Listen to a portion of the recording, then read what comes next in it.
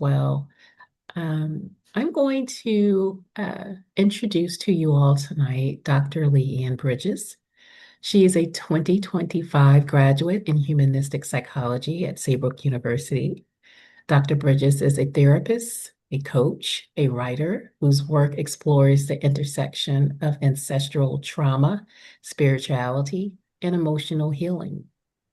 As a graduate of Saybrook University's humanistic psychology program, she brings over 2 decades of experience in mental health, spiritual care, and group facilitation. Tonight, Dr. Bridges is presenting the Collapsed Waves, Unshaken Roots, Sacred Time Travel.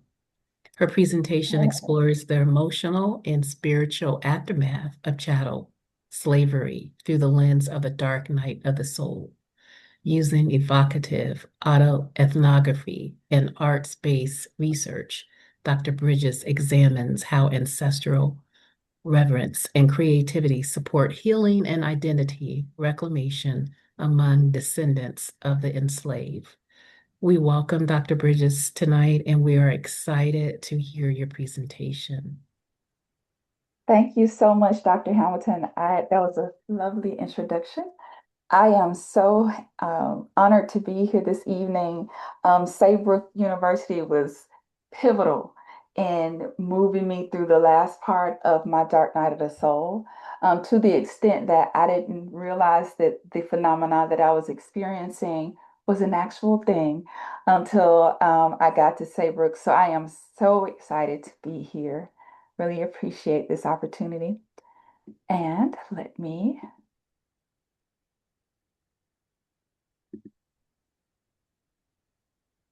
Okay, so my actual dissertation topic was intergenerational trauma and the dark night of the soul, the journey of self-knowledge through ancestral connection. And at the end of this presentation, you will understand the connection between this topic and collapsed waves, unshaken roots, and the sacred time travel. So this presentation explores the transformative experience of the dark night of the soul through autoethnography, evocative autoethnography, and art-based research. We'll delve into how intergenerational trauma from chattel slavery impacts the DNS experience, particularly for African American women. So join me now on this journey of self-discovery, ancestral connection, and the spiritual awakening. So, chapter one, my rationale for doing this research was because I was in a dark night of the soul and did not know what I was experiencing. Um, when I encountered this experience, I was unsure where I was unsure of how to move forward. So, in with this the focus of this study, what I was guided to do by my instructors was to start documenting. And then I started to understand how my ancestry, me not knowing who I am, was pivotal to my experience. And also having to integrate into that how that intergenerational trauma from chattel slavery was influencing my ability to move smoothly through the process. So, in my background, early in life, I had many spiritual experiences, including visions, and lots of dreams. I'm still a dreamer. I dream every single night and really thought for a long time that that was normal and natural for everybody. It wasn't until 2001 with 9/11 that I understood that not necessarily everybody had the kind of experience with dreaming that I did. So my personal DNS journey began after a prayer for alcohol recovery, resulting in a profound depression and anxiety, a sense of abandonment. I did not realize that it was actually, you could feel the disappearance of God, like I'd been physically separated from what I call God. This highlighted my lack of spiritual guidance that I've had in my life and the lack of spiritual guidance that's available for spiritual emergencies in the African American community. So, the purpose of this study was for me to understand and explore the ancestral role. So, ancestor veneration and guidance became crucial in navigating my dark night of the soul. With the guidance and the support of a Yoruba chief, also a priestess. She taught me a lot about my ancestors and how to get connected to them in order to understand more of who I am. So I learned about my ancestors. I learned about some of their personal traumas and their achievements. It's important to highlight that to create a deeper understanding of my personal identity. Then I had to do a lot of self exploration. And this study investigated the question that literally plagued me. It's like, who am I? Not the roles that I play, not being a mother, not being a wife, not being a teacher, not being a therapist, but who am I on a soul level? And so I looked at that through the lens of my African American ancestry, the dark night of the soul, and using Christian mystical context to explore the spiritual awakening and identity. Next, there was a cultural reflection. So I used autoethnography as my method so that I could pull in the personal narratives. Personal narratives and evocative autoethnography is really good when you are working with for people of minimized or oppressed systems whose voices are not really heard because it gives you an opportunity to highlight the personal and not necessarily bring in the context of a majority or the of the overarching culture. So it was a great choice for me to be able to go in, use my cultural reflection, what I was learning about being a descendant of enslaved Africans, and examine my cultural identity through this ancestral knowledge and the creativity that they have passed along through the gene system. All right. So next, my research design and methodology. So first, I wanted to do a qualitative method. Evocative autoethnography and the arts-based research method to explore the dark night of the soul was a little bit different, shall we say, because I wanted to be able to capture the full experience of what I was going through. I decided that being able to do a narrative would give me the opportunity to not only use this as research, but as a personal time for healing and reflection and being able to source information that I could then go and share with other people without without having to do too much research outside of my personal experience. And what drove that was because I could not find anyone, not one person, who could tell me about the dark night of the soul. And the people that I did find, there were a few people out there online who could tell me about the dark night of the soul, but none of them were African American. And there were a few women, but no were African American. And when I would listen to their stories sounded familiar, but it was I also felt like there was some things that were not being considered. And so I felt like it was upon me to be able to take that thing in as an African American, feeling the weight of my ancestry intuitively and be able to reflect on that information. And that's where the cultural reflection came in. I wanted to examine my cultural identity through the lens of ancestral knowledge and creativity. And so ancestral knowledge became a source of a lot of, hmm, we'll say, kind of resentment. It was emotional stirring for me because I didn't have a lot of ancestral knowledge.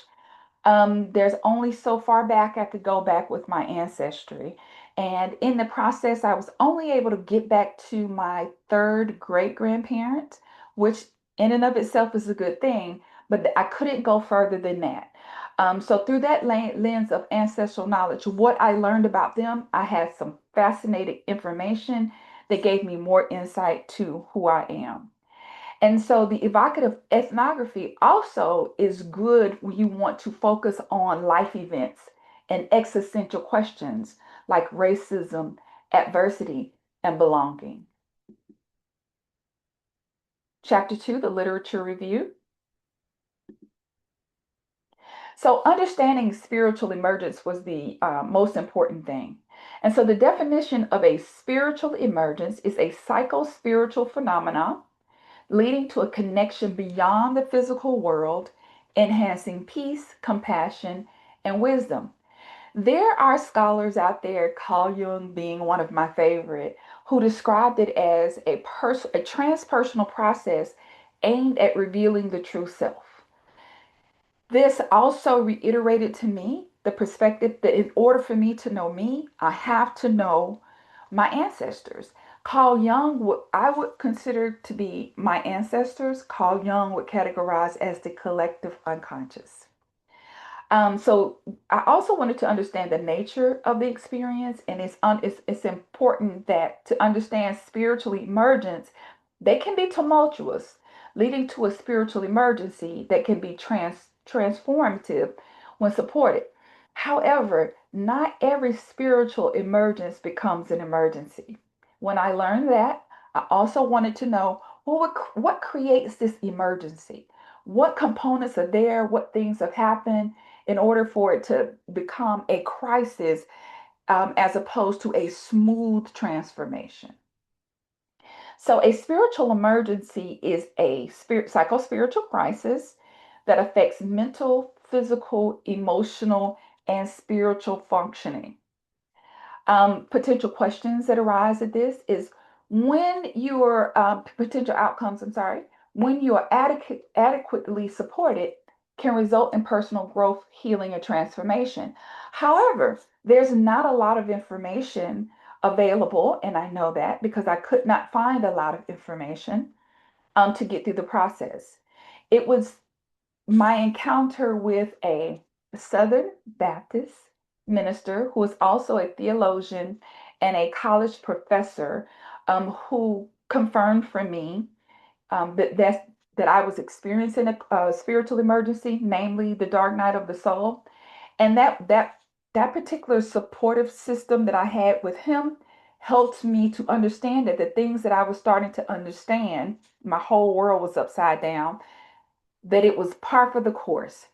He provided me insight and all the things that I needed in the moment to just make it from day to day. Most people do not have that support system.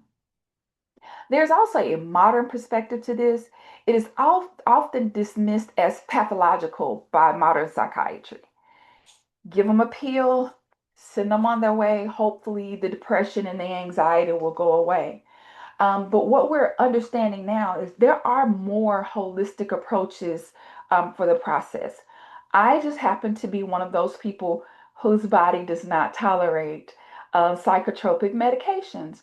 So, in a way, I was forced to learn a lot and go through a lot of things in order to make it through this process without the psychiatry.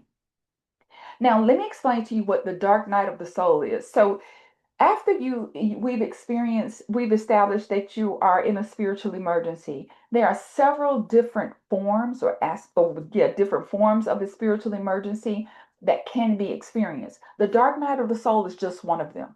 There's a kundalini awakening. There is a shamanic journey. Believe it or not, there is alien abduction. All of these things and more. They have been studied by scientists such as Stanislav Grof and his wife, his belated wife, Christina, who studied these things and they put that information out there. So it's not just the dark night of the soul. The dark night of the soul was what I experienced as a spiritual awakening. So, as an awakening, the dark night of the soul leads to spiritual transformation, freedom, faith, and a different connection with God. And I can tell you that is after not feeling anything at all, feeling totally caged in, totally faithless, and totally disconnected from God. You also experience feelings of insanity. I raised my head high on that one. I was convinced I had lost all of my marbles. A sense of fear, abandonment, and meaningless. And probably the most discouraging part of this was not having meaning in life, or to have your whole world crumble, to feel like nothing that I'd ever been taught was real and that everything was a lie. Absolute, every system that I'd hung a hat on, thought that I knew, anything that I thought to be real had been questioned. It was shaken. And only that was real eventually, that I realized was real, remained.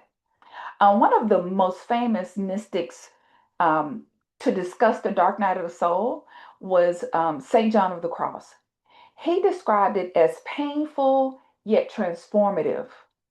I describe it as dreadful and awesome. Now, one of the things that I wanted to discuss or figure out how, in this process of the dark night of the soul, I noticed that a lot of my personal trauma was coming up. And intuitively, I started to have these breakdowns in beliefs about things. So intuitively, I started to feel like I was carrying trauma that didn't belong to me. And if you've ever experienced the dark night of the soul or a spiritual awakening, you know that your intuition becomes heightened to a point that you may think that you are literally insane. And one of the bits of information that I received was, not only are you um, not only are you experiencing a dark night, you're also experiencing the trauma of those who came before you. So I decided to go in, discuss trauma, look it all up, and learn that post traumatic stress or prolonged exposure to trauma impacts that. Okay. And that it can have an impact on your individual consciousness, the collective consciousness, and it can have an impact on you and how you move through any crisis in your life. Um, African American people, in particular, are particularly vulnerable to trauma due to the legacy of slavery, systemic oppression, and racial discrimination. Dr. Joy DeGruy discussed this in her theory of post traumatic slave syndrome. She talked about systemic health disparities amongst African American communities, generational transmission of trauma that's passed down from family to the community and the society. And that she discussed that some of those key symptoms are vacant esteem, ever present anger, and racial socialization.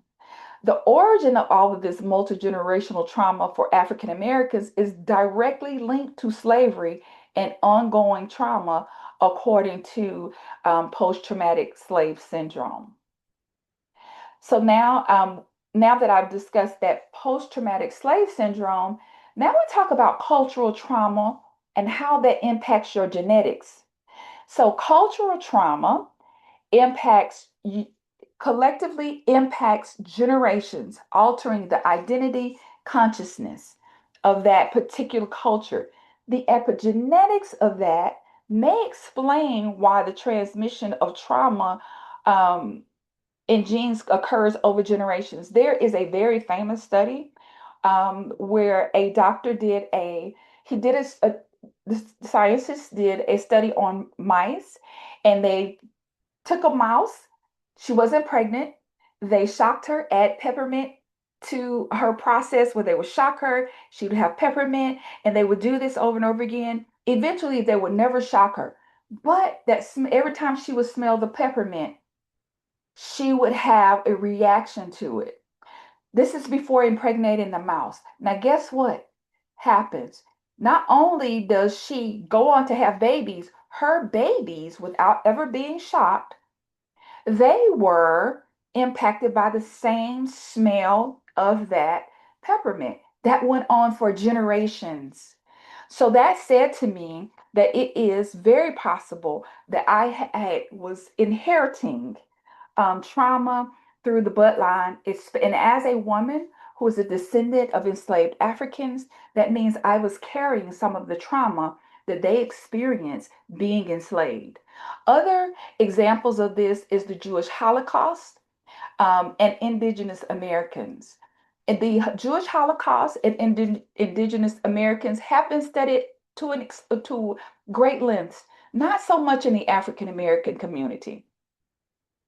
Okay, so epigenetic trauma and the transmission of trauma, there are biological pathways that impact this. So that says the stress and environmental factors affect prenatal development before the child is born, methylation, how the genes express and how they respond to stress.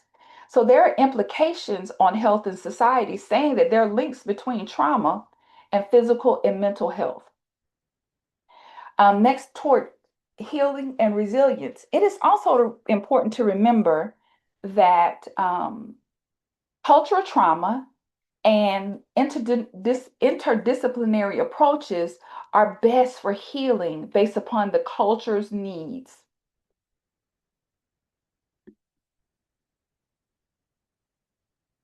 Art and creativity as mental health tools. So this is how I found my way out. I started writing, journaling. I found anything that I could do, that I could use my hands. I didn't have to think. I was dancing, I was moving, and not all the time was I feeling good when I was doing it.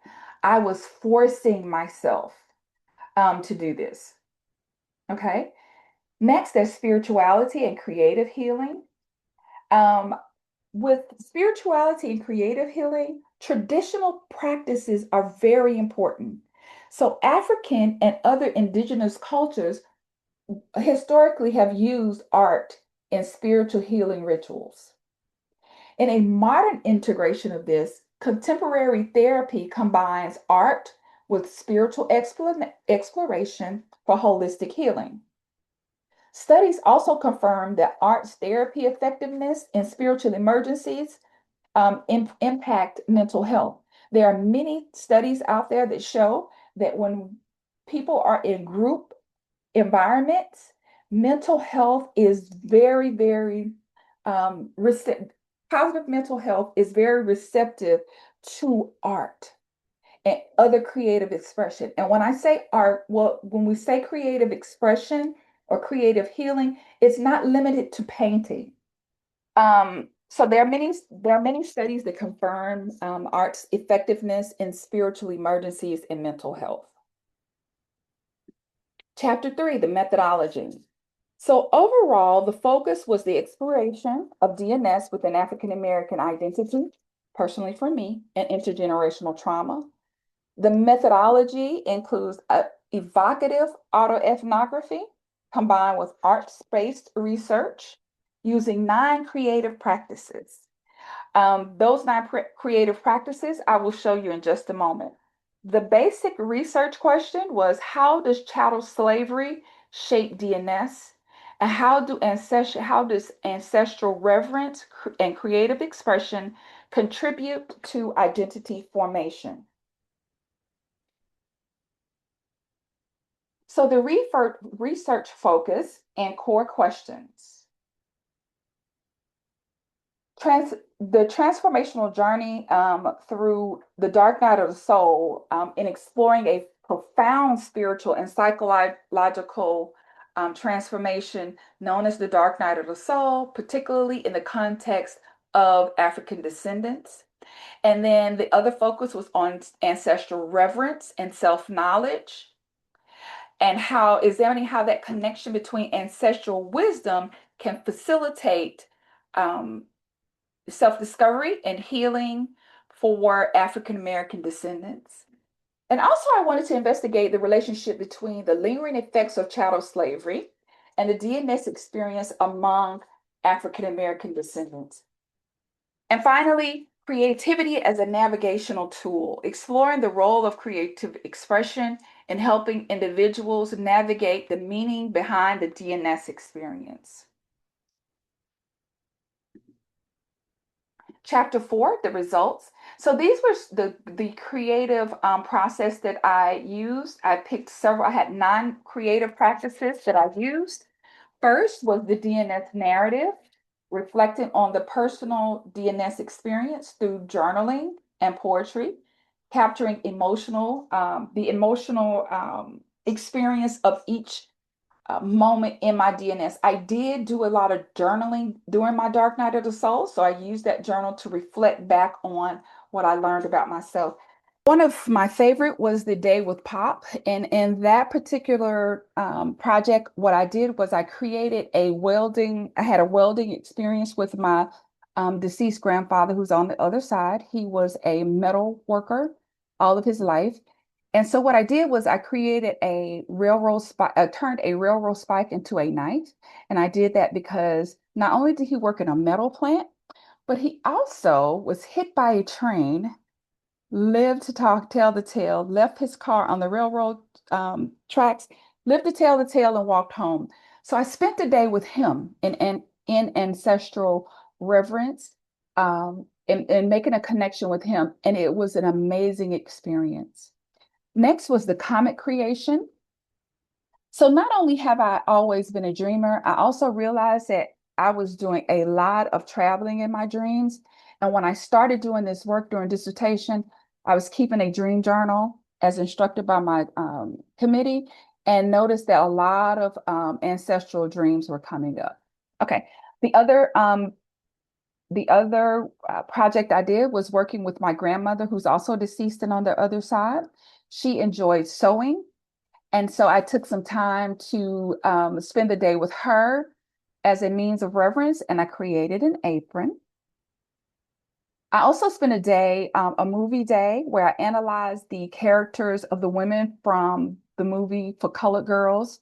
It is a rendition of the stage play For Colored Girls Who Considered Suicide When the Rainbow Was Enough. And I drew parallels between their stories and my story. I did a storytelling collage where I created a collage from family photos with oral narratives about family members to unlock ancestral memories and their connections to my current stories. Then I did a meditation that was guided somewhat because I wrote the meditation before I did it. And then I sat and I allowed the different aspects of myself at different stages of my life, as a young child, as a teenager, as a adolescent, and as an adult, to come together and actually have conversations with one another. And that gave me a great meditative dialogue between those aspects of myself, as a means of reintegrating those parts of myself that had disintegrated, and to get more insight to how I've grown personally over the years. I collected pictures and organized artifacts of my family, including marriage license, birth certificates, social security numbers, anything that I could find, news articles. And I found very interesting information on family members that also gave me insight to who I am, why my temperance is the way it is, why I respond to certain things, why I have proclivities to certain things. I was very excited to find that information to have more insight into me. And then the last activity was the mask making, where I created a mask representing African American and the non-African American ancestry that's in my identity. That was very important for me because starting out, I had some resentment toward the parts of me that were not African American. But I realized in this process, in order for me to be whole, I have to not only accept those parts of me that are not African, but I also had to embrace and integrate those parts of me that are not African. So here are the key themes. This is the key theme number one. Transience, transformation, and transcendence are aspects of the dark night of the soul. Okay, transience is the awareness of life's impermanence, letting go of attachments. That was perhaps the most difficult part. Then there's transformation. That's the inner shift from old identities to new ones through personal and spiritual growth.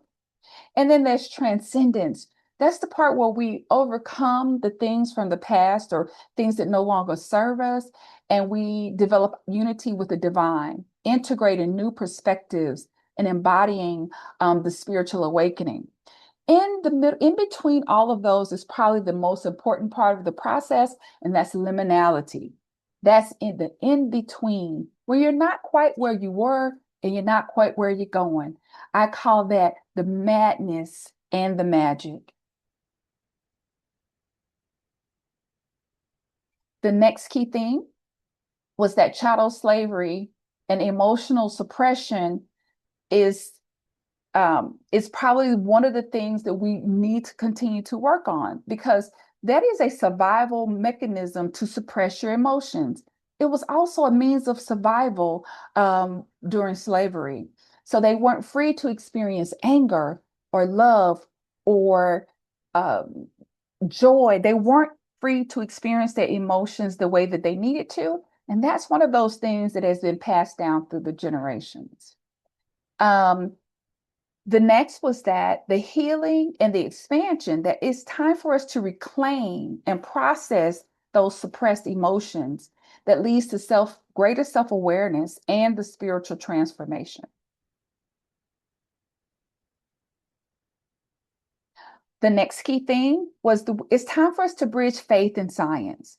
So quantum mechanics and ancestral communication became a theme for me. Growing up in a Southern Baptist family, exploring practices outside of traditional Christian rituals was considered taboo, if not evil. However, this led me to how quantum physics, quantum principles of non-locality and non-linear time might offer scientific explanations for phenomena like ancestral communication and spiritual healing. In other words, I was wondering, why would I pray? Why am I spending time with my grandfather? Does he hear me? Does my grandmother hear me? And how is that possible?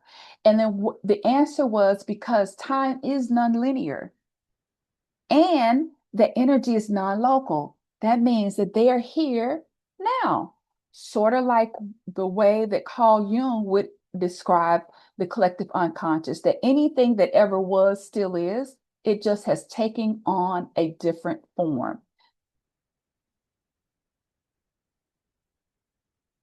Okay. And the next one, quantum mechanics, non-locality, and nonlinear time. So with non-locality, quantum entanglement suggests that particles can be connected regardless of distance. That was so helpful for me in my process.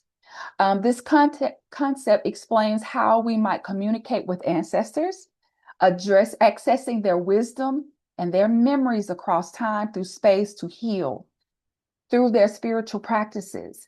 The beauty in that is that if I have access to their memories, not only do I have access to their pain and their trauma, I also have access um, to their gifts, their skills, their talents, their abilities, their ability to be resilient and to overcome anything.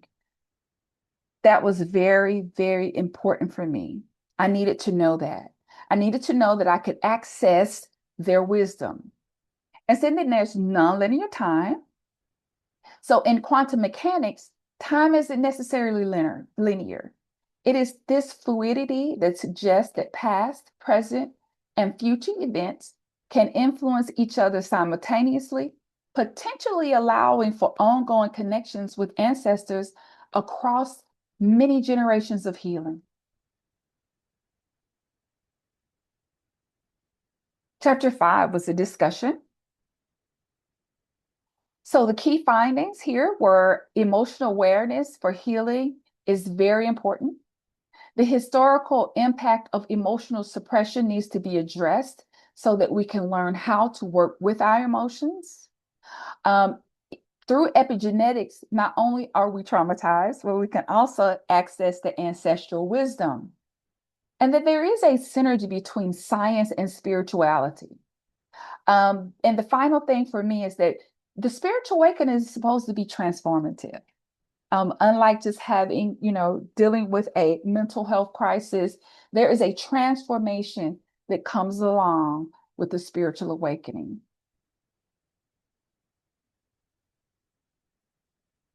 So the implications for healing on the collective, one, that there's individual healing that impacts personal epigenetics. There's generational healing that influences the ancestors and their descendants. There's a collective acknowledgement that shapes the trauma and the resolutions. And then there's societal transformation, the potential for widespread healing. So once we understand the impact on each level, we can then have a much larger impact on healing across the collective, even if that person is not African American or descendants of enslaved Africans. The purpose of this is to collapse the waves. The way we see things in quantum physics, it actually changes the way the way we see, the way we view it changes the outcome of a situation. So if we can change the way we're viewing specific things, i.e., chattel slavery, if we all come to an agreement of what that looks like, the impact that it's had, then guess what? It changes the impact even now that there is no more chattel slavery. It changes the impact that it has had on those who had to experience it and their descendants.